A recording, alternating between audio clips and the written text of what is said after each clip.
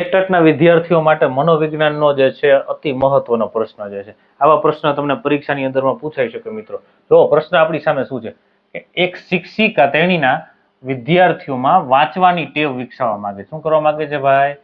વાંચવાની ટેવ વિકસાવવા માંગે છે. તો તેણીના વિદ્યાર્થીઓમાં આ ટેવને દ્રઢીભૂત કરવા, દ્રઢીભૂત એટલે મજબૂત કરવા, વિદ્યાર્થીઓ વાંચતા થાય, બરાબર. તેણી નીચેનામાંથી કયું પગલું લેશે? આપણી સામે 3 વિધાનો આપ્યા છે. કયા કયા પગલાં લેશે? કે વાંચનના ફાયદાઓ વિશે તેમની સાથે વાત કરશે, તેમણે પાઠ્યપુસ્તકના પ્રકરણો વાંચવાની ફરજ પાડશે, કે પછી પુસ્તકાલયમાંથી પુસ્તકો આપવા અને પછી કહેવું કે હું તમને આમાંથી પ્રશ્ન પૂછીશ. આ જે વિધાનો છે એમાંથી કયા વિધાન છે યોગ્ય રહેશે?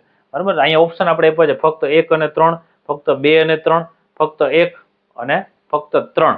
મિત્રો જોઈએ આપણે કે વાંચવાના ફાયદાઓ વિશે જે છે ને, પહેલા તો શિક્ષિકાએ વાત કરવી જોઈએ વિદ્યાર્થીઓને, કે તેમણે બીજું છે વિધાન, તેમના પાઠ્યપુસ્તકના પ્રકરણો વાંચવા. બરાબર, પાઠ્યપુસ્તકના પ્રકરણો વાંચવાની ફરજ ન પડે.